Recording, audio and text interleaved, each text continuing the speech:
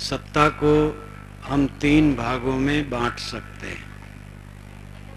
जड़ चेतन मिल करके जो सत्ता है, अस्तित्व है,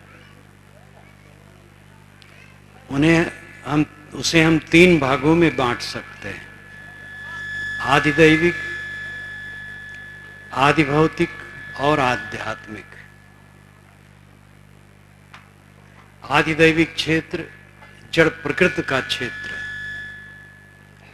आदिभौतिक क्षेत्र प्राणियों का क्षेत्र है और आध्यात्मिक क्षेत्र अपना व्यक्तिगत क्षेत्र है। आदि कहते हैं आधार को। देव जिसका आधार हो उसको आदि दैविक कहते हैं। देव का अर्थ होता है प्रकृत शक्ति। चांद, सितारे, सूरज, मिट्टी, पानी, आग, हवा, इन सबको देव कहते हैं।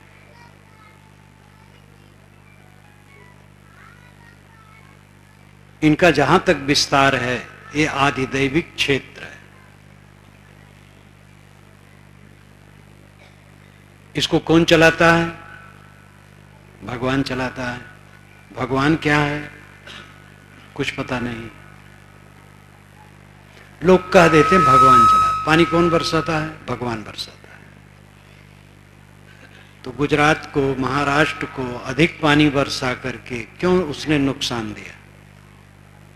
उसका नुकसान क्यों किया? उत्तर प्रदेश और बिहार में सूखा पड़ गया, ऐसा भगवान क्यों किया? पानी बरसाने के लिए लोग हवन भी करते हैं।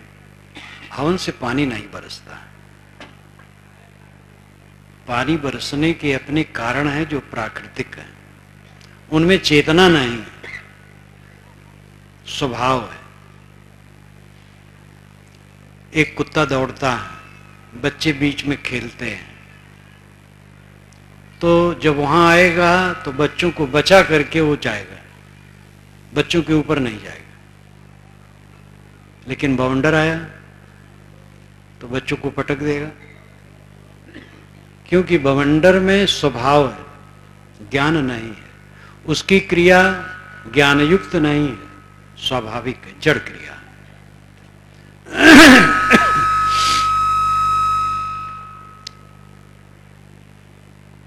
पानी बरसने का जो कारण है वो जड़ प्रकृति है। उसकी योग्यता होगी पानी बरसेगा, नहीं योग्यता होगी नहीं बरसेगा। ज्यादा बरस देगा बहुत नुकसान हो जाएगा, अवर्षण से नुकसान हो जाएगा। संतुलित बरसेगा फायदा हो जाएगा, इसका उसे कुछ पता नहीं।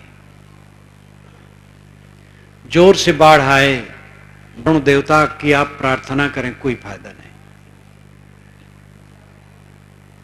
वैसे वेदों में वरुण नैतिकता का देवता है। आगे चल करके पुराणों में पानी का देवता बन गया। जोर से आंधी आए, पवन की प्रार्थना करें और पवन कुमार हनुमान जी की भी प्रार्थना करें तो भी आंधी नुकसान कर जाएगी। आग लगे, अग्नि तो सबसे बड़ा देवता है। वेद का पहला मंत्र ही अग्नि से शुरू होता है। अग्नि मेले पुरोहितम यज्ञ से देवम मृतजम होतारम रत्न धातमम। अग्नि शब्द पहले है। इस पर एक बात और याद आ गई। अग्निम ईले ये पहला शब्द है। अग्निमीले, अग्निम ईले। शाणाचार्य भाष्य करते हैं अग्नि नामकम देवम ईले अस्तौमी। अग्नि तो अग्नि नाम का देवता है और ईले कहते हैं अस्तुत योग्य को। फिर आगे कहते हैं ईड़ अस्तुताविद धातु। ईड़ धातु अस्तुति परक है। आप संस्कृत कोश में देखें, ईड़ शब्द जहां होगा उसके आगे अर्थ लिखा होगा अस्तुति योग्य। अल्लाह अरबी भाषा का शब्द है, जो अल और इलाह दो पदों को मिला के बनता है। अल आदरणीय, जैसे इंग्लिश में दी आदर सूचक शब्द है, ऐसे अरबी में अल आदर सूचक शब्द है, और इलाह पूज्य, अल्लाह अलिलाह आदरणीय पूज्य, ईड़ ईल इलाह एक बात है। इसकी निकटता को आप देखिए। दुआ शब्द वेदों में बारंबार है। देवेश कृतो दुआ, ये वशिष्ठ जी कहते हैं, मैं देवता की दुआ कर रहा हूं। दुआ उच्चारण वैसे है और अर्थ वही है। अरबी में दुआ कोई भिन्न भिन्न नहीं है, भिन्न भिन्न हम लोगों ने बना लिया, इसी को साहेब ने तोड़ा है। अल्लाह राम जियो तेरी नाई, जय पर मेहर हो तुम साईं। मैं कह रहा था कि अग्नि सबसे बड़ा देवता भारत में माना जाता है, हिंदू समाज में, लेकिन आग लगे अब आप अग्नि देवता की प्रार्थना करें कोई फायदा नहीं होगा, जलाता चला जाएगा। आज के विज्ञान युग में भी इसको नहीं समझा जा रहा है। प्रोफेसर कॉलेज में पढ़ाता है, पानी बरसने के इतने कारण हैं जो जड़ हैं,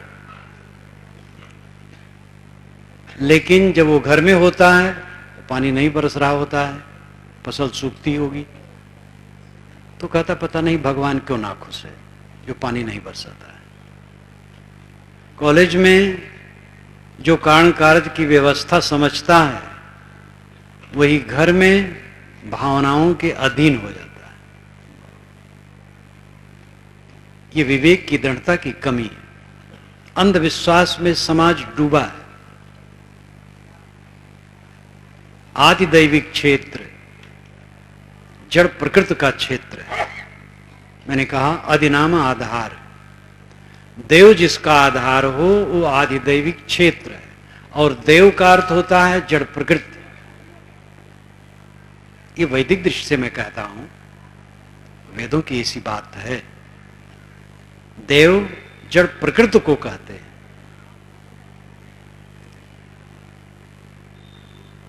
जड़ प्रकृति का जहां तक विस्तार है वो अपने स्वभाव से चलता है। भूचाल कोई भगवान नहीं लाता है। पानी कम बरसना ज्यादा बरसना इसमें भगवान कोई हेतु नहीं है। नदी का बहना, ज्वालामुखी फूटना, ये सब किसी भगवान भवानी की बात नहीं है। ये जड़ प्रकृति का खेल है। इसको ठीक से समझना चाहिए। पारक सिद्धांत इसको अच्छी तरह से समझाता है। जड़ चेतन निर्णय है। सारे अंधविश्वास से इससे उड़ जाए। भूत प्रेत झूठे। भूत कहते हैं बीते हुए समय को, भूत कहते हैं मिट्टी पानी आग हवा इत्यादि को, भूत कहते हैं प्राणियों को जो देहधारी प्राणी है। दया भूतेश गीता में आता है, यानी प्राणियों पर दया करो। भूत कहते हैं सत्य को, भूत कहते हैं तादात्म्य होने को। ब्रह्म भूत हो गए, ब्रह्मलीन हो गए, सत्य भूत हो गए। तथागत बुद्ध ने कहा शीत भूतम, अत्यंत शीतल हो गया, शांत। भूत के अनेक अर्थ होते हैं।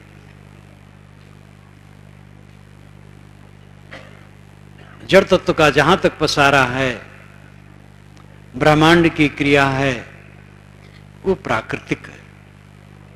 उसको कोई चेतन बैठ करके खींचता नहीं, करता नहीं। वो सब जड़ की क्रिया है। इसको समझना चाहिए और निर्भ्रांत होना चाहिए। करोड़ों करोड़ों की लागत में हवन आजकल हो रहा है। घर फूक तमाशा। गरीब मोहताज है, उनकी सेवा में लगाना चाहिए। अभावग्रस्तों की सेवा में लगाना चाहिए। आग में करोड़ों की संपत्ति फूंक देना कौन समझता रे? परंपरा निभाना है, थोड़ी आग जला करके थोड़ी औषध का हवन कर दे, परंपरा निभ जाए। करोड़ों की संपत्ति फूकना कितना अज्ञान है। विज्ञान आजकल बहुत विस्तृत है, लेकिन हम आज भी 14वीं 15वीं शताब्दी में पढ़े लिखे लोगों की दुर्दशा है।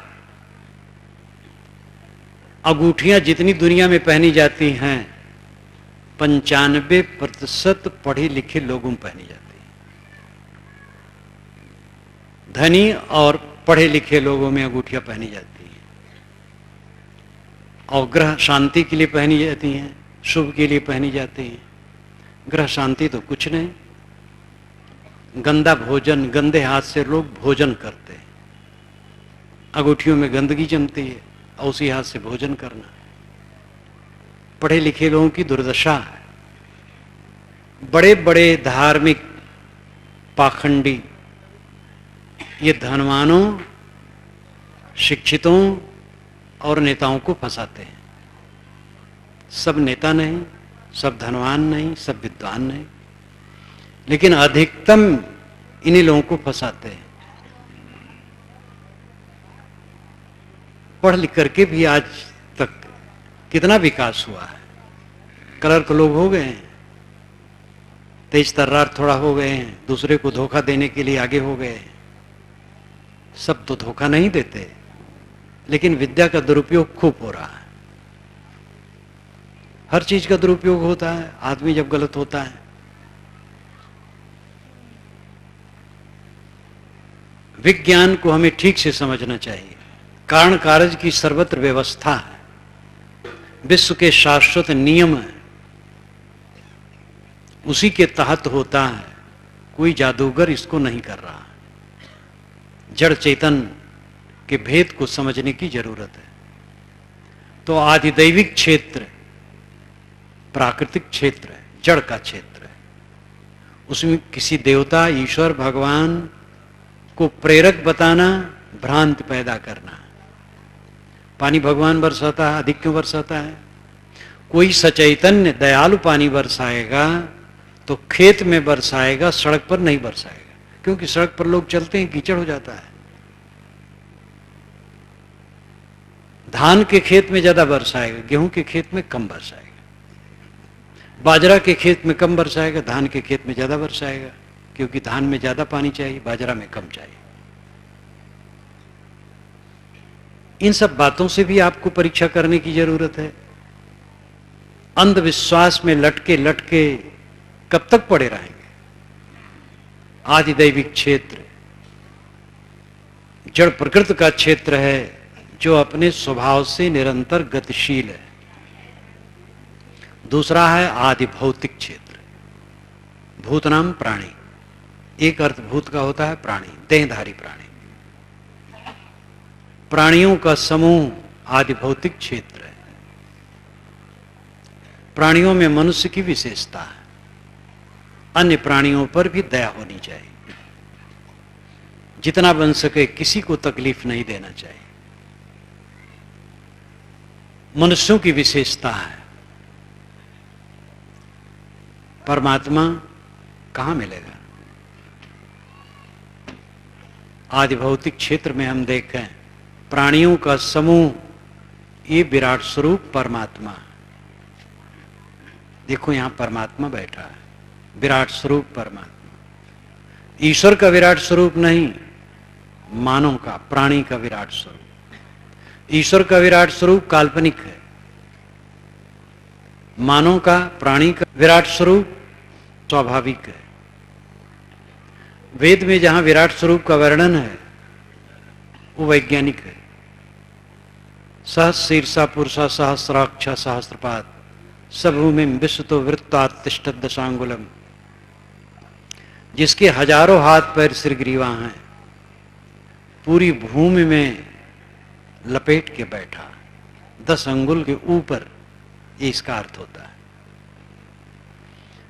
सहस्रीर्षा पुरुषा सहस्राक्ष सहस्रपाद सभूमिम, वह भूमि पृथ्वी को समभूमिम वृत्त्वात्, वृत्त घेरे है लेकिन अति तिष्ठति, उसके ऊपर स्थित है।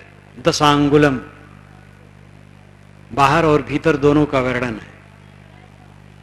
जीव पूरे भूमंडल पर है, इसलिए सब भूमि में विस्ततो, विस्ततो नाम सब तरफ से, पूरे भूमि पर, पूरी भूमि पर, पूरे भूमंडल पर प्राणी है। लेकिन उसका अनुभव और ध्यान और साधना कहाँ होगा? अतितिष्ठत दशांगुलम, नाभि से नापने पर 10 अंगुल हृदय पड़ता है। हृदय में निवास करने वाला आत्मा, वो उपासनी है। साणाचार्य ने इसका भाष्य किया है कि ये जो मनुष्यों का समूह है, यही विराट स्वरूप परमात्मा, और व्यक्ति व्यक्ति उसके अंग। मैंने अपने वेद में साण के भाष्य को उद्धृत किया। कोई ऐसा ईश्वर नहीं बैठा आकाश में जिसके हजारों हाथ पैर सिर ग्रीवा हो।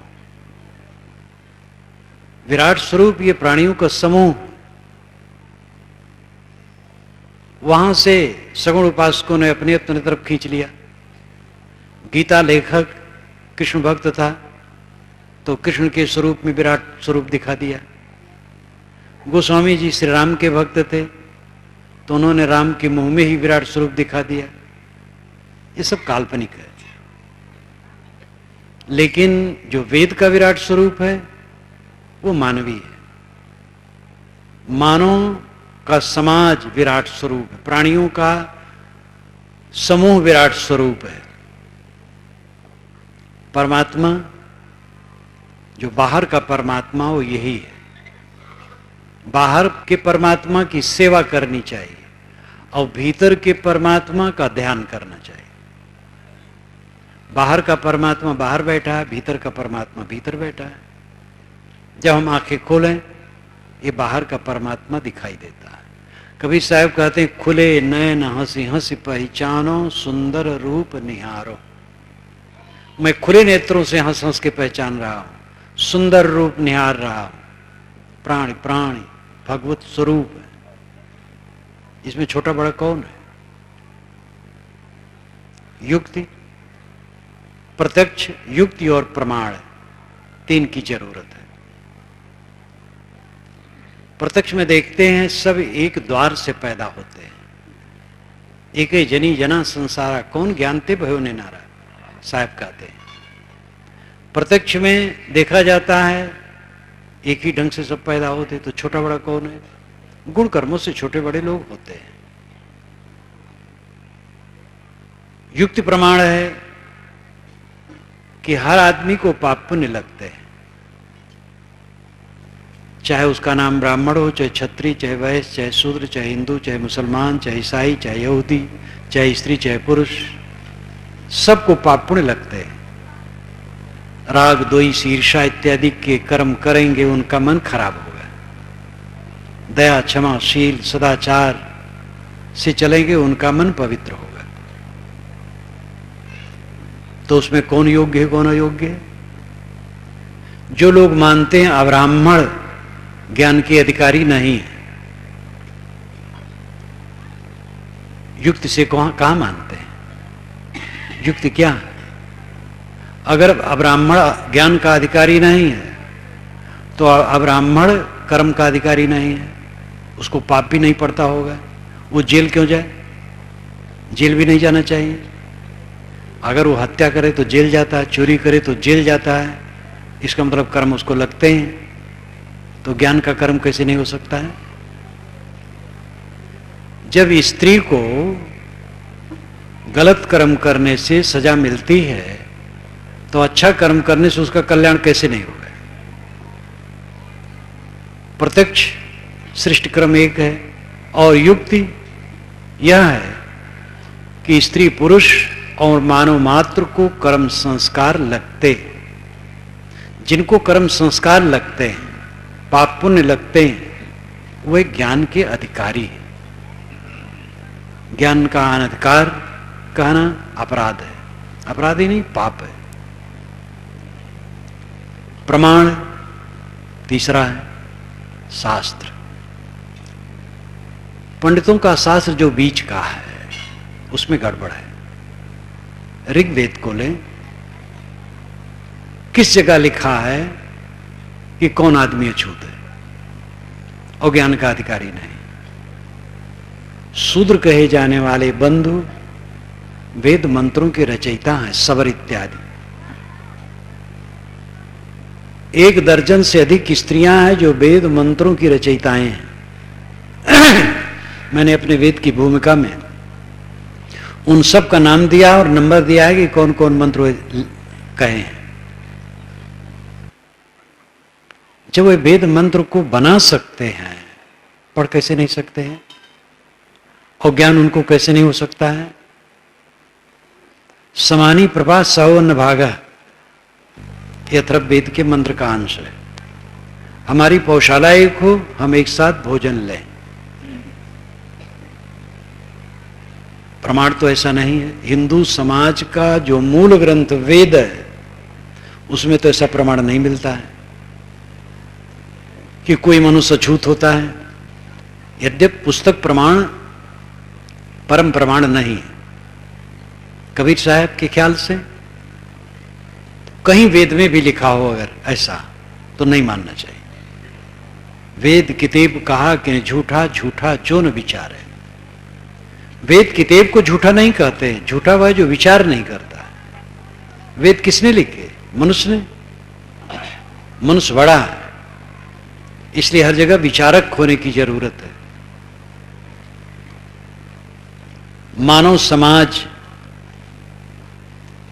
प्राणी समाज, ये आदि भौतिक क्षेत्र है। आदि दैविक क्षेत्र में तो हमें समझ सही रखना चाहिए, अब अंधविश्वास में नहीं पड़ना चाहिए। पानी बरसाने वाला, भूचाल लाने वाला, नदी बहाने वाला, हवा बहाने वाला, आग धधकाने वाला कोई देवता नहीं। ये सब स्वाभाविक अपने गुणधर्मों से चलते हैं। इसका बोध हो जाने से भटकना बंद होगा। आदि भौतिक क्षेत्र को समझना, प्राणियों का समूह भगवत स्वरूप है। प्राणी मात्र के प्रति सेवा का भाव, समता का भाव, ये आना चाहिए। कबीर साहब ने अपनी वाणियों में बारंबार इसको दोहराया है। नर नारायण रूप है तू जन जाने दे। मैंने प्रमाण दिया, हिंदू समाज का मूल ग्रंथ वेद, वेद में ऐसा नहीं है। बीच की पुस्तकों का मूल्य क्यों, जब वेद सबसे श्रेष्ठ माना जाता है? तो प्रमाण भी है कि मानव मात्र समान अधिकारी है सब क्षेत्रों में।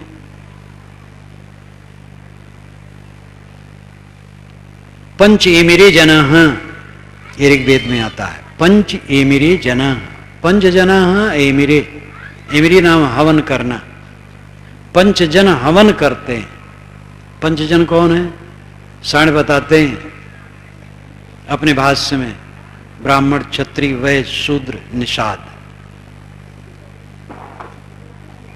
मैं अपने वेद में लिखा हूं ज्ञानी, शासक, व्यवसायी, शिल्पी और श्रमिक। ये 5 श्रेणियां हैं मनुष्यों की। पूरी दुनिया में सदा रही हैं, सदा रहेंगे। और ये 5 हवन करते हैं, ये वेद का मंत्र कहता है। पंच जनाः दर्जनों दर्जनों बार आया है। जब सभी हवन करते हैं तो उसमें दूसरा विभाग कैसे किया जा सकता है? प्रमाण तो बताता है कि भेदभाव नहीं है। तो प्रत्यक्ष, युक्ति और प्रमाण, इन तीनों से मनुष्यता में भेद नहीं। कबीर साहब की बात प्रत्यक्ष और युक्त पर निर्भर है, कोई प्रमाण की परवाह नहीं करते। अगर किसी शास्त्र में लिखा है कि मनुष्य छूत है तो कहते हम उसको मानते। वेद किताब 2 फंद पसारा, ते फंदे पर आप विचारा। ये फंदा है, चाल है, वो तो एकदम निर्भीक है। कबीर साहब ने जो सोचा था एक दिन कि मानव मात्र का समान अधिकार हो, वह 20वीं सदी में संविधान के रूप में आपके सामने आ गया। ये कबीर विचारों की सच्ची विजय है और उसका बहुत लाभ हो रहा है, आगे और होगा। पुराने संस्कार क्षीण हो रहे हैं, नए जग रहे हैं। हाँ, राजनेता लोग इसको धधकाते हैं, जाति में बांटते हैं मनुष्यों को, वर्ण में बांटते हैं, संप्रदाय में बांटते हैं, राम को लेते हैं। नेता लोग राम को, बुद्ध को, कबीर को अगर लेंगे तो इनके चेहरे खराब करेंगे, अपने फायदा के लिए इनको लेंगे तो इनके चेहरे खराब करेंगे। जय श्री राम अगर आज से 30 वर्ष पूर्व कहीं आवाज आती तो भक्ति भावना की गंध आती। आज कहीं जय श्री राम हो तो बलबा तो नहीं हो जाएगा, ये हो जाता है। श्री राम को राजनीति में घसीटा गया, उनका चेहरा खराब किया गया। अगर बुद्ध को उसमें घसीटा जाता तो उनका चेहरा भी खराब होकर रहेगा। कबीर को अभी नहीं घसीटा गया, अगर घसीटा गया तो उनका भी खराब होगा। कोई नेता कबीर को माने, राम को माने, बुद्ध को माने, अपनी श्रद्धा से माने, ठीक है, राजनीतिक उपयोग उनका न करें, नहीं तो उनका चेहरा खराब होगा। आजकल जातियों में राजनेता लोग बांटते हैं, जाति न उठाते हैं, वर्ण भावना उठाते हैं, संप्रदाय भावना उठाते हैं। धर्म से तो इन्हें कोई मतलब नहीं है। जो सांप्रदायिक भावना लेकर के राजनीति करने वाले हैं, धर्म से उनसे मतलब नहीं है। राजनीतिक हथकंडा उनका है और इसमें धर्म का नुकसान होता है। मानव मात्र समान है, ये समझ करके सेवा करके वोट मांगना चाहिए, जात पूछ करके नहीं, चालबाजी करके नहीं। तो जातिवाद, संप्रदायवाद, ये दोनों बात कुछ वर्ग के नेता उठाते हैं और देश के लिए बहुत अहितकर है। कबीर साहब ये सब पसंद नहीं करते हैं। मानव मात्र समान है, मानव में कोई भेद नहीं। वो तो प्राणी मात्र के प्रति हमदर्दी की बात करते हैं। बाहर नेत्र खुले, विराट स्वरूप भगवान के दर्शन होते। देखो यहां विराट स्वरूप भगवान बैठा है, किसको तकलीफ दी जाए? सबके प्रति सद्भावना, सबकी सेवा तो कोई नहीं कर सकता है, लेकिन किसी का नुकसान न किया जाए तो सबका फायदा हो जाएगा। बड़ी मछलियां छोटी मछलियों को खाती, जबरदस्त लोग बलवानों को पीसते हैं। कानून जितने बनते हैं उनमें अधिकतम कानून गरीबों का शोषण करते हैं। उनका दुरुपयोग होता, कानून का क्या दोष है? मानव समानता का भाव अगर नहीं है, हम कहां परमात्मा समझते हैं? विराट स्वरूप कहां है? भारत माता की सेवा करना चाहिए। 30 बरस की युवती का आकार बना दिया जाता है चित्र में, उसके हाथ में तिरंगा झंडा दे दिया जाता है, वंदे मातरम लिख दिया जाता है, उसकी आरती उतारा जाए, पूजा की जाए और माना जाए कि भारत माता की हम पूजा कर रहे हैं, तो दुर्भाग्य। भारत माता कश्मीर से कन्याकुमारी और पंजाब से बंगाल तक है, और इसमें बसने वाले जितने प्राणी हैं इनके प्रति सेवा का भाव, हमदर्दी का भाव, ये भारत माता की पूजा है। उसमें हिंदू मुसलमान का मतलब नहीं। हिंदू मुसलमान क्या है? मानव है सब। भूल जाओ कोई हिंदू मुसलमान है। हिंदू मुसलमान राजनेता लोग उठाते हैं, ब्राह्मण उठाते हैं, बैकवर्ड फॉरवर्ड उठाते हैं। देश चाहे गड्ढे में जाए, गद्दी मिलनी चाहिए। और ये भावना रख करके जो राजनीति करेगा देश को बर्बाद करेगा। भले राजनीतिक लाभ कुछ समय के लिए मिल जाए, लेकिन फिर उनकी राजनीति भी नष्ट होगी और देश का नुकसान होगा। पूरी मानवता को हमें लेना है। वोट मांगते समय, प्रचार करते समय राजनेताओं को यह नहीं जानना चाहिए कौन वर्ग के लोग यहां रहते हैं। मनुष्य हैं, सबसे प्रेम करो, सबकी सेवा करो। वर्ग क्या है? मानव मात्र प्यारे हैं। मानव मात्र, प्राणी मात्र परमात्मा। आदि भौतिक क्षेत्र प्राणियों का क्षेत्र है। प्राणी मात्र के प्रति हमदर्दी, दया, करुणा, प्रेम की जरूरत है। मनुष्य के लिए विशेष प्रेम की जरूरत है, क्योंकि मनुष्य विशेष समझता है। अहिंसा तो सबके लिए बरतना है, किंतु मनुष्य मात्र के प्रति ज्यादा काम करना, उसके पास ज्यादा आवश्यकताएं हैं, ज्यादा योजनाएं हैं, इसलिए ज्यादा काम करना है। और उसमें भेद करने की आवश्यकता नहीं, मानव मात्र समान है।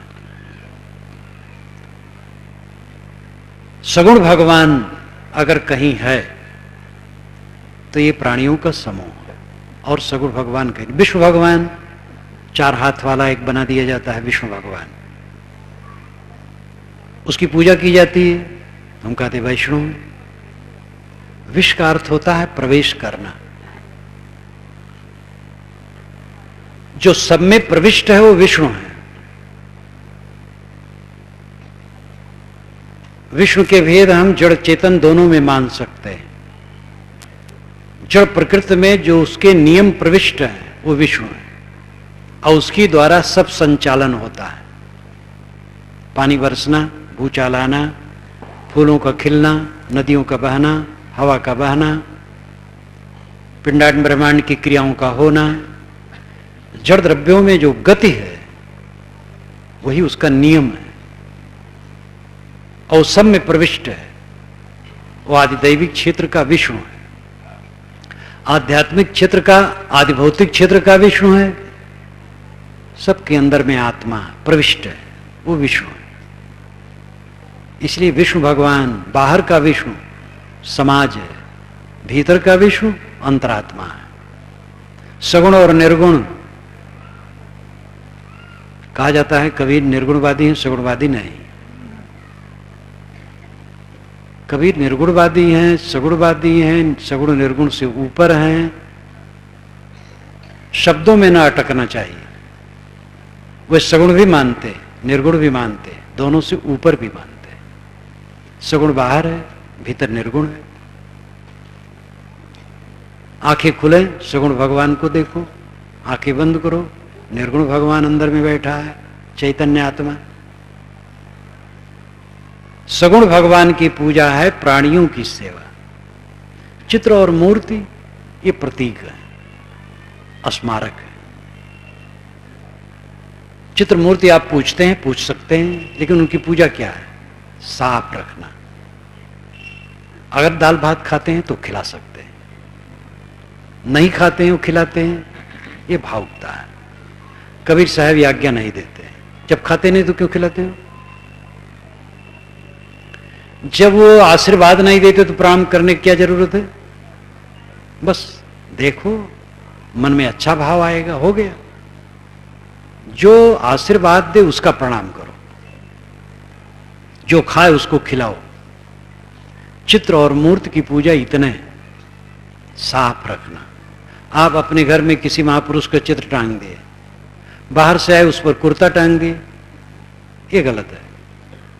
थोड़े चित्र रखें लेकिन आदर से रखें, साफ रखें, बस पूजा हो गई। असली पूजा ये प्राणियों की है। प्राणी परमात्मा है, प्राणी विष्णु भगवान है। प्राणी मात्र के प्रति हमदर्दी, आदि भौतिक क्षेत्र है, ये सगुण भगवान है। उसके लिए करुणा, प्रेम, समता, शील, सेवा ये जरूरी है। अंतिम में है आध्यात्मिक क्षेत्र। आध्यात्मिक क्षेत्र, आत्मा जिसका आधार है वो आध्यात्मिक क्षेत्र है। शरीर, इंद्रिय, मन, वाणी, इन सब का आधार आत्मा है। इसलिए आपका व्यक्तित्व आध्यात्मिक क्षेत्र है। इसकी उन्नति बहुत आवश्यक है। आदिदैविक क्षेत्र की बात तो आपको केवल जान लेना है, निर्भ्रांत हो जाना है। आदि भौतिक क्षेत्र में सेवा करना है, आध्यात्मिक क्षेत्र में साधना करना है। सेवा जब तक नहीं करेंगे साधना नहीं बनेगी। आपके पास जो शक्ति है उस शक्ति से अगर दूसरे की सेवा नहीं करते हैं तो अंतःकरण शुद्ध नहीं होगा, और शुद्ध अंतःकरण बिना आध्यात्मिक उन्नति नहीं होगी। इसलिए सगुण भगवान की सेवा जरूरी है। सगुण भगवान प्राणी है, उनकी सेवा करें। पहली सेवा है किसी को धोखा न दे, किसी का हक न मारे, काम चोरी न करें, घूसखोरी न करें, मुफ्तखोरी न करें। काम चोरी, घूसखोरी, मुफ्तखोरी पूरी दुनिया में है, भारत में बहुत ज्यादा है। और ये तीनों बंद कर दें, सगुण भगवान की सेवा हो गई। आध्यात्मिक उन्नति मनुष्य के जीवन की सर्वोच्च उन्नति है। इंद्रियों का संयम, मन का संयम, वाणी का संयम, यह आध्यात्मिक उन्नति है। जीवन भर आदमी जो कुछ करता है भूसी पछोरने के समान हो जाता है। धन इकट्ठा किया, परिवार इकट्ठा किया, कीर्त पाया, नाम पाया, पद पाया, और सब पा करके क्या पाया? राग द्वेष के संस्कार, चित्त का उद्वेग, अशांत। सांसारिक ऐश्वर्य का फल होता है अशांत। जीवन गुजर करना, वो करना पड़ेगा। जिसमें हम उपलब्धि मानते हैं हमारा अज्ञान है। कौन सी उपलब्धि? हमारे सामने कोई वस्तु रख दी गई, हम समझते हम पा गए। क्या पा गए? देख लिए, उपयोग किए, चीज खत्म हो गई। रास्ते चल रहे थे, भूख लगी, जेब से रुपए निकाले, फल खरीद लिए, खा लिए। रुपए दुकान में गए, फल पेट में गया।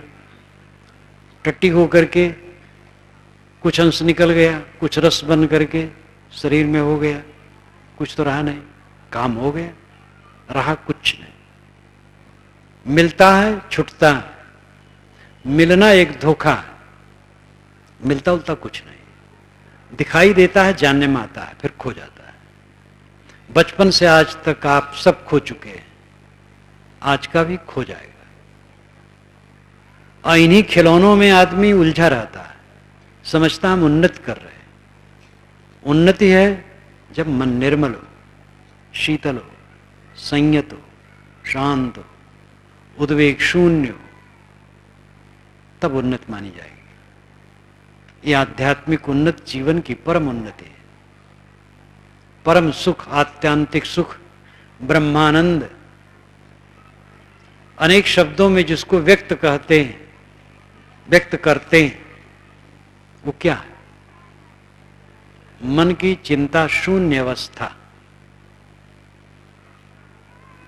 आध्यात्मिक ऊंचाई पर साधक तब पहुंचता है जब दृश्य का विलय हो। दृश्य का विलय का मतलब संकल्प शून्य हो जाना। बहुत ऊंची बात है, लेकिन आज चाहे कल हम सबको अपनी मंजिल पर तभी पहुंचना है जब दृश्य विलय होगा।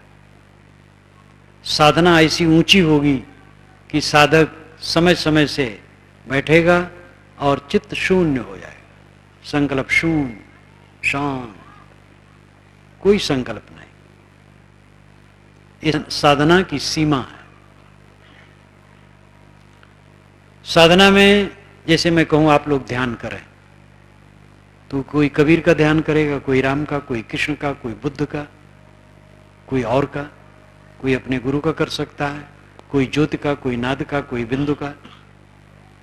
लेकिन मैं कहूं आप सारे संकल्पों को छोड़ दें, और सबके सारे संकल्प छूट गए, तो न राम रहे, न कबीर रहे, न बुद्ध रहे, कोई नहीं रहा, न नाद, न बिंदु। ये सारे आलंबन खो जाते हैं।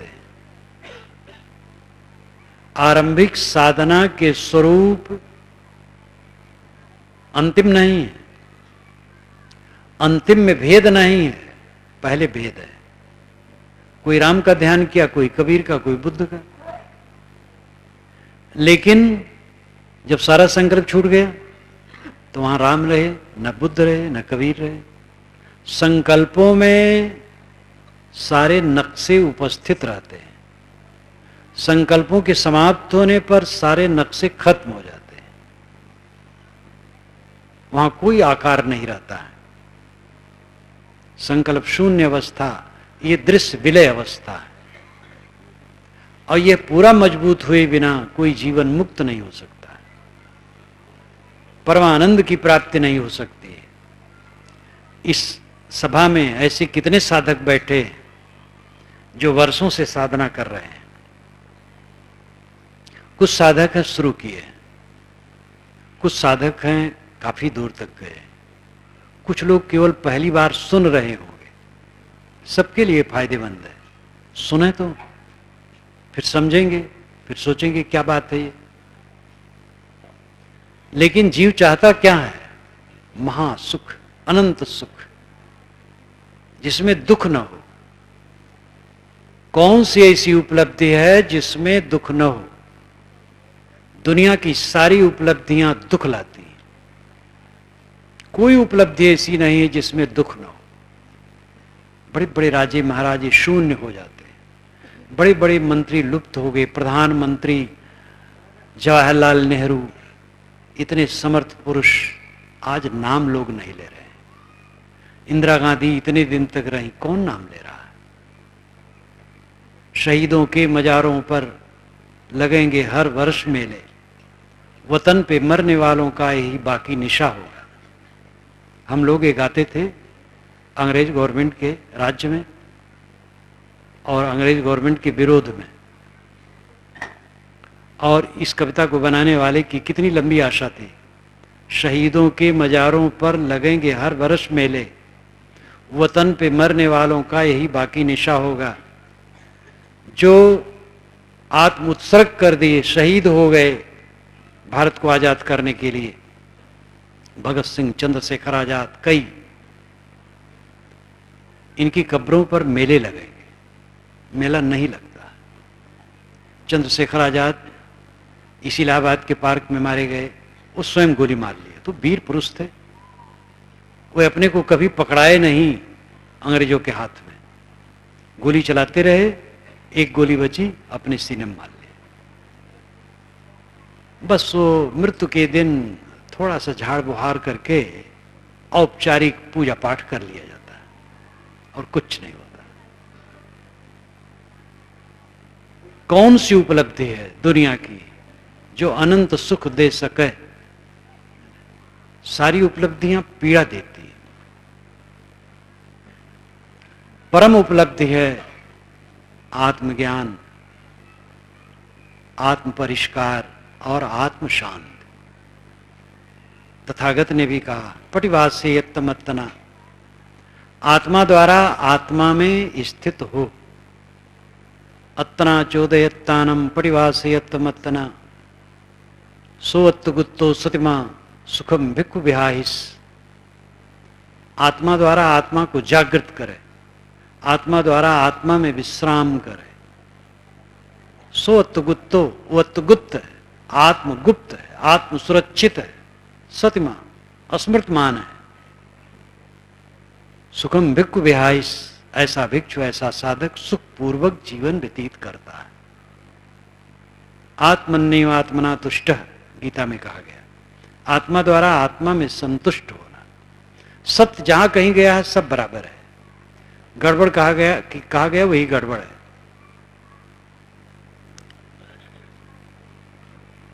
जीवन का परम सुख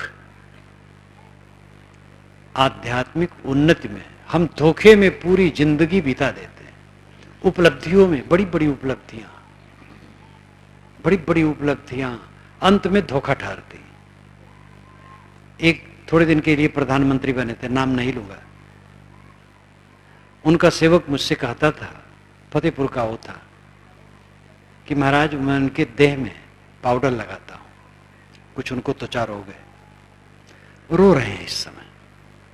प्रधानमंत्री बने थे, 6 महीने के लिए रहे, रो रहे, क्योंकि गलत तरीके से वो बने भी थे। सही तरीके से बनने पर भी वो कोई उपलब्धि नहीं है, सेवा है,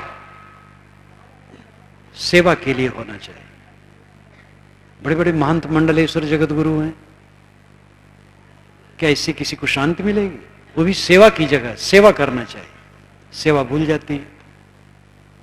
उपलब्धि मानना और सेवा करना में थोड़ा बड़ा फर्क हो जाता है। गुरुवाई सेवा है, गुरुवाई उपलब्धि माने तो नरक है।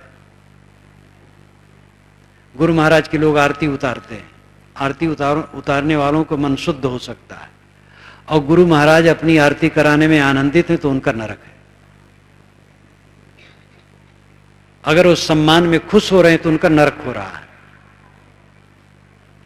गुरुवाई उपलब्धि नहीं है, सेवा है, महंती सेवा है, उपलब्धि नहीं। साधु गृहस्थ किसी के लिए प्रकृत क्षेत्र में क्षमा नहीं है। गलत करेगा दुख पाएगा, कोई भी हो दुख पाएगा। आध्यात्मिक उन्नति पर ध्यान दें, खुराफात छोड़ें, दूसरे को दुख देना छोड़ें, चोरी हत्या व्यभिचार तो दूर से ही त्याग दें, किसी का हक न मारें, किसी को धोखा ना दें, अभक्ष भोजन छोड़ें, सात्विक भोजन करें, नशा का सेवन न करें, रागत द्वेष न फैलावें, दूसरे के दोषों को उभाड़ उभाड़ करके परिवार समाज देश को बर्बाद न करें, अपने दोषों को घटावें, पवित्र रहनी में चलें। खेत को गोड़ कर जोत कर खाद पानी डालकर कमाई करके जब उर्वरा शक्ति उसमें आ जाती है तब बीज डालने से फसल होती है। इसी प्रकार इंद्रिय मन के संयमन से आध्यात्मिक उन्नति होती है, मंत्र पढ़ने से नहीं। मंत्र और नाम जप का मैं खंडन नहीं करता हूं, सामान्य साधक के लिए भी उपयुक्त है। कोई पवित्र नाम, पवित्र धारणा जिस नाम के पीछे है, वो नाम आदमी जपेगा तो कुछ मन संतुलित होगा। कोई मंत्र जपेगा, वेद का मंत्र, कुरान का मंत्र, बाइबल का मंत्र, गुरबाणी का मंत्र, कहीं का मंत्र हो, सब मंत्र बराबर है, कोई छोटा बड़ा नहीं, और सब नाम बराबर है, चाहे राम को, चाहे अल्लाह को, चाहे कुछ को। जहां जिसकी श्रद्धा जिस नाम और मंत्र में, उसको जपेगा, कुछ लाभ होगा, बुरा नहीं है। लेकिन अंतिम साधना आत्म विवेक है, आत्मशोधन है। एक एक करके दोष हमने अपने जीवन में भरा, उसे हमें ही निकालना, दूसरा कोई निकालने वाला नहीं। भगवान का नाम ले लो, काट देगा पाप। कैसे काट देगा? जब आप पाप करने चले तो भगवान रोक नहीं पाया आपको, तो आपके पाप को काट कैसे पाएगा? आदमी चोरी करता है, लाखों का माल ले आया, 1000-2000 रुपए की सामग्री लेकर के भगवान के मंदिर में पूजा करने गया और रोने लगा, भगवान माफी कर दो। जो भगवान आपको चोरी करने से नहीं रोक पाया, वह भगवान आपके चौरत कर्म के फल को कैसे काट पाएगा? इतनी अक्ल नहीं आती है। माफी मंगाने के लिए चक्कर में पड़े हैं लोग। धर्म वालों ने खूब प्रपंच फैलाया है, माफी के बड़े बड़े नुस्खे बनाए हैं, बड़े बड़े नुस्खे, लेकिन माफी उपी होती नहीं। इंसान के घर में चोरी करना, भगवान के घर में क्षमा मांगना। निरहू का खेत जोतते हैं, वो गुरु को लगान देते हैं। जिनके घर में चोरी करो उनसे क्षमा मांगो, माल लौटा दो, खुश हो जाएगा। लेकिन माल तो लौटाना नहीं चाहते हैं, भगवान को घूस दे करके माफ करवाना चाहते हैं। घूस लेने देने की आदत है, भगवान को भी घूसखोर बना देते हैं। सब अपने अपने मन के भगवान बनाए हैं, असली भगवान अंतरात्मा है, और वहां पर कोई धोखा नहीं चल सकता है। जो कुछ हम करते हैं अंतर्दृष्टा देख रहा है और उसका फल मिलना है, इसलिए अंतर को शुद्ध करने की जरूरत है। पूजा पाठ नमाज मंत्र जप नाम जप कोई कुछ करता हो, कोई बुरा नहीं, लेकिन ये सब चटुआ है। बच्चे रोते हैं तो माँ चटुआ दे देती उनके हाथ में, तो चूसने लगता है, चुप हो जाता है। लेकिन जब भूख नहीं मिटती है तो जान जाता है इसमें दूध नहीं आया, तो उसको फेंक करके रोने लगता है। तो असली दूध पिलाना पड़ता है माता को। ये चटुआ चाटने से पूरा काम नहीं होगा, अंतर शोधन करना होगा, जीवन को निर्दोष करना होगा। एक एक दोष हमने अपने जीवन में कायम किया है और हमें ही उन्हें उखाड़ करके फेंकना है। किसी भगवान ने हमें पाप में नहीं डाला है, ये तो आदत है लोगों को। भगवान और गुरु टेक, भगवान चाहेगा हो जाएगा, गुरु चाहेंगे हो जाएगा। अभी एक भक्त आए, कहे साहब आ रहा था, गाड़ी का पहिया आपकी कृपा से पटरी से उतर गया। मैंने कहा तो बहुत गलत हो, मेरी कृपा से उतर गया। और आपकी कृपा से खाने की आदत, और गलत जगह आपकी कृपा का प्रयोग कर दी। तो आपकी कृपा भगवान की कृपा। यही इलाहाबाद के एक वैष्णव संत मुझसे मिलने आए, कि महाराज राम जी की इच्छा से, आप तो जानते हैं हमारे मंदिर में 3 कमरे खाली थे, तो राम जी की इच्छा से उसको किराए पर उठा दिया। राम जी की इच्छा से किराएदार किराया ही नहीं देता है। तो मैंने कहा क्या बुरा करता, राम जी की इच्छा है उसमें किराया ना दे, आदत है। राम जी की इच्छा, गुरु जी की इच्छा।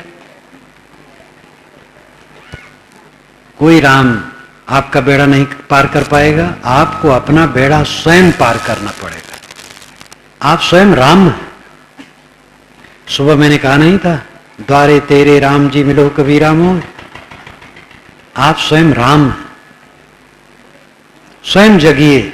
उत्तिष्ठत जागृत प्रावरा निबोधत, ये उपनिषद का मंत्र भी कहता है, उठो जागो, विवेकवान पुरुषों के पास जाकर के बोध प्राप्त करो। साहब ने कहा कर बहिया बला अपनी, छाड़ वीरानी आस, जाके आंगन नदिया बहे सो कस मरे पियास। तो अंतर शोधन की जरूरत है, आध्यात्मिक उन्नति, इंद्रियों का संयम, वाणी का संयम, मन का संयम, ये तीनों का संयम जब होगा तो धीरे धीरे चित्त एकाग्र होगा। चित्त की पहले एकाग्रता की जरूरत है, एकाग्रता के बाद तब संकल्प शून्यता होती है। एकाग्रता का अर्थ है आगे एक रहना, एकाग्र, एक अग्र, आगे एक लक्ष्य होना, उसी में मन ठहराना। कोई आधार, गुरु का चित्र मन में ले लिया, उसी में मन को रोकते हैं, तो उसी में एकाग्र करते हैं। चित्र में एकाग्र अंतिम नहीं है, एकाग्रता अंतिम नहीं है, वो तो किसी आधार में टिकाया गया है, निराधार स्थित होनी चाहिए। वो संकल्प शून्यता है, चित्त संकल्प शून्य हो जाए, ये विश्वास कीजिए ऐसा होता है।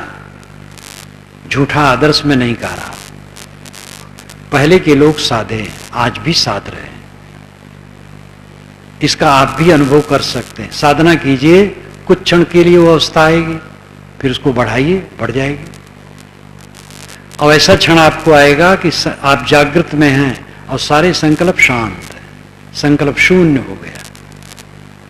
संकल्प शून्य हो गया, इसी को योग दर्शन की भाषा में असंप्रज्ञात समाधि कहते हैं, कबीर साहब की भाषा में सहज समाधि, और तथागत बुद्ध की भाषा में निर्वाण। परिनिर्वाण नहीं, परिनिर्वाण विदेह मुक्ति को कहते हैं। निर्वाण संकल्प शून्य हो जाना, इसमें मतभेद नहीं है। तदा दृष्टु स्वरूपे अवस्थानम योग दर्शन में कहा गया, और उसके पहले कहा गया योगश्च चित्त वृत्ति निरोध। योग है चित्त वृत्ति का निरोध, चित्त की सारी वृत्तियों का शांत हो जाना। जब चित्त की वृत्तियां शांत हो गई तब क्या हुआ? तदा, तब द्रष्टु दृष्टा की स्वरूपे अपने रूप में अवस्थानम स्थित हो गई। चित्तवृत्ति शांत हुई तो दृष्टा अपने आप में स्थित हो गया। चित्त संसार में हमें जोड़ता है। चित्त शांत हो गया, संसार से अलग हो गया। संसार से अलग होने को रोज अभ्यास करो। एक दिन अलग होना है, पहले अभ्यास करो। अभ्यास करोगे तो भय नहीं होगा। मरते समय भय नहीं होगा, जीवन में जीते समय भय नहीं होगा, छूटने का भय नहीं होगा। जो छूटने के पहले छूट जाता है उसको भय नहीं होता है। अहंकार और ममकार को मार लेने वाला भयभीत नहीं होता है। आध्यात्मिक उन्नति निर्भय पद है। सारे दुखों का अंत आध्यात्मिक उन्नति में है। आध्यात्मिक उन्नति मन और इंद्रियों का संयमन। इंद्रियां संयत, वाणी संयत, मन संयत, तीनों जिसके संयत हैं वो आध्यात्मिक उन्नति में आगे बढ़ता है। तीनों संयत हो गए तो आत्मस्थ हो गया, आत्मस्थित हो गया, अपने आप में स्थित हो गया। ये आत्मस्थिति ही परमात्मा स्थिति है। परमात्मा कहीं बाहर नहीं, आत्मा ही परमात्मा है। ये बात कबीर साहब तो कहते हैं, कस्तूरी कुंडल बसे मृग ढूंढे बन माए, ऐसे घट घट राम है दुनिया जानत ना है। वेद के ऋषि, उपनिषद के ऋषि, सूफी संत, मुसलमानों में सूफी संत होते हैं, वो इस चीज को समझते हैं। ईसाई संत जो इस कैटेगरी में हैं वे भी समझते हैं। निर्गुणी धारा के संत जो इस चीज को समझते हैं, वैसे निर्गुणी धारा कहा करके भी बड़ा बड़ा प्रपंच है। सारा अंधविश्वास लाद लिया जाता है। कबीर साहब जिसका विरोध किए, कितने कबीर अनुगामी वही कर रहे हैं। बाबा साहेब अंबेडकर व्यक्ति पूजा का घोर विरोध किया, लेकिन अब उनकी मूर्ति पूजा के पीछे लोग पागल हैं। एक जगह तो मैंने देखा बाबा साहेब की मूर्ति थी और जो आसन था लोगों के सिर से घिस घिस करके काला हो गया था। अंबेडकर साहब अभी आए तो क्या कहेंगे? क्या मैंने कहा था? यही कहा था। कबीर साहब आए तो क्या कहेंगे? क्या यही कहा था? सबके अनुगामियों की दुर्दशा है। सत्यनारायण व्रत कथा की जगह पर बाबा साहेब के नाम पर कथा बनाई गई। ये सब क्या किया जा रहा है? सबको दफना दिया जा रहा है। कबीर को दफनाया गया, अंबेडकर को दफनाया गया, कृष्ण को दफनाया गया। बहुत पहले कृष्ण महाक्रांतिकारी थे, इंद्र के विरोधी थे, यज्ञ याग के विरोधी थे, हिंसा के विरोधी थे, 10,000 वन्य जातियों के नायक थे। ये ऋग्वेद में चर्चा आती है। अपने वेद में मैंने ठीक से इसको लिखा है। कृष्ण महाराज सर्वहारा के पक्षधर थे, लेकिन उनको उनका रूप बना करके कैसा कर दिया गया। सभी महापुरुषों को ऐसे किया जाता है। अनुगामी कुछ होते हैं जो विचारक और चिंतक होते हैं, बाकी पूज पूजा करके उनको दफना देते हैं। बुद्ध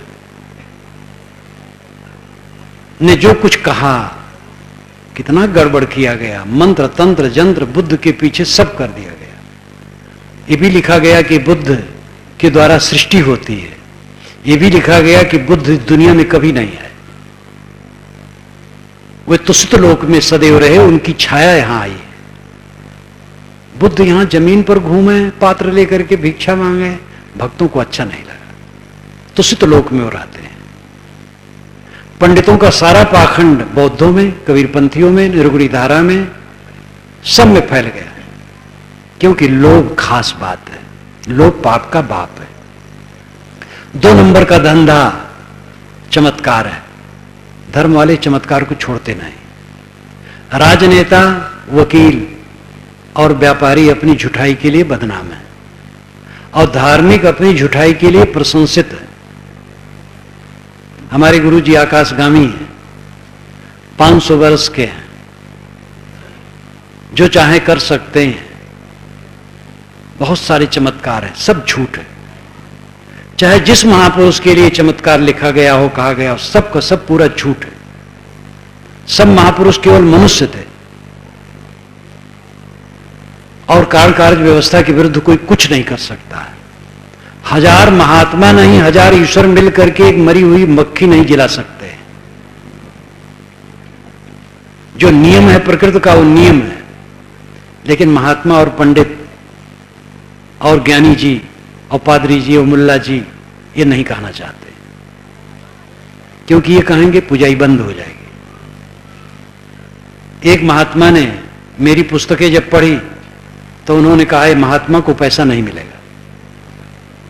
लाक्षणिक में कहा अधिक पैसा नहीं मिलेगा।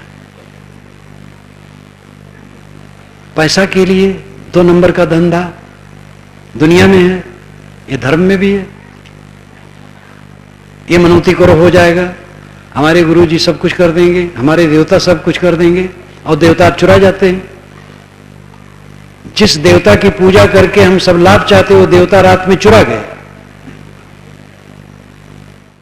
इसलिए विवेकवान बनो, तर्क बुद्धि रखो। धर्म का अर्थ अंधविश्वासी होना नहीं, आध्यात्मिक उन्नति, जीवन की परम उन्नति। आपका आत्मा परमात्मा है। इस दुनिया को जल्दी छोड़ देना है। कुछ पता नहीं, किसी का कुछ नहीं। जीवन भर हम उन वस्तुओं के मालिक बने रहते हैं जो हमारी बिल्कुल ही नहीं। ये जीवन का कितना बड़ा धोखा है।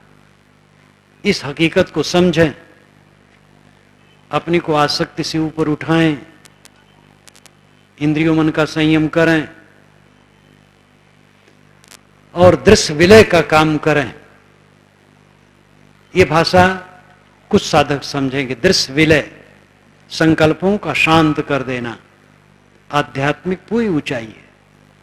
व्यवहार काल में निर्विकार रहना, अभ्यास काल में निर्विचार रहना। जब ध्यान में बैठे निर्विचार हो गए, सारे विचार शांत हो गए। काम करते हैं, हंसते बोलते हैं, खाते पीते हैं, तो विचार तो है लेकिन विकार नहीं। हल जोतते हैं, नाली साफ करते हैं, चाम साफ करते हैं, टट्टी फेंकते हैं, कोई हर्ज नहीं। मैं नहीं मानता हूं साधु को मोक्ष होगा, सबका नहीं होगा। कोई काम करता हो, हिंसा न करता हो। कोई काम करता हो, काम तो जरूरी है। तन से काम, मन से राम, कहें कबीर सरे दो काम। व्यवहार काल में निर्विकार हो, ये ध्यान दीजिएगा। अंतिम में व्यवहार काल में मन निर्विकार हो, रागत द्वेष न हो, कलह कल्पना न हो। और जब ध्यान में बैठे तो विचार शून्य हो जाए, संकल्प शून्य, दृश्य विलय। ये आध्यात्मिकता की पूरी ऊंचाई। इस ऊंचाई पर पहुंच करके आदमी सदैव आनंद कंद, वो सेवा करेगा समाज की जो अपने से बन सकेगा, दुखी नहीं होगा। हानि लाभ उसके दोनों झूठे होते हैं। वो पद नहीं चाहेगा, सेवा चाहेगा। महात्मा गांधी कितने को कहते थे तुम्हें पद देना है, कहे नहीं बापूजी मैं सेवा करूंगा, पद लायक नहीं, पद नहीं चाहिए। आज तो पद नहीं पाते हैं तो पार्टी तुरंत बदल देते हैं और कहते हैं हम गांधी जी के रास्ते पर हैं। और गांधी बेचारा कोई पद कभी नहीं चाहा, लिया ही नहीं, और कहते हैं हम गांधीवादी हैं। तो निष्काम होना, निर्माण होना आध्यात्मिक उन्नति के लिए अत्यंत आवश्यक है। मैंने सत्ता को 3 भागों में बांट करके आप लोगों के सामने थोड़ा थोड़ा विश्लेषण किया। आदि दैविक क्षेत्र प्राकृतिक क्षेत्र है, उसके अपने स्वाभाविक नियम है, स्वयंभू नियम है, उसके अनुसार वो सब चलता है। उसको कोई देवता नहीं करता है। ऐसा देवता जो छू मंत्र से कुछ दे दे।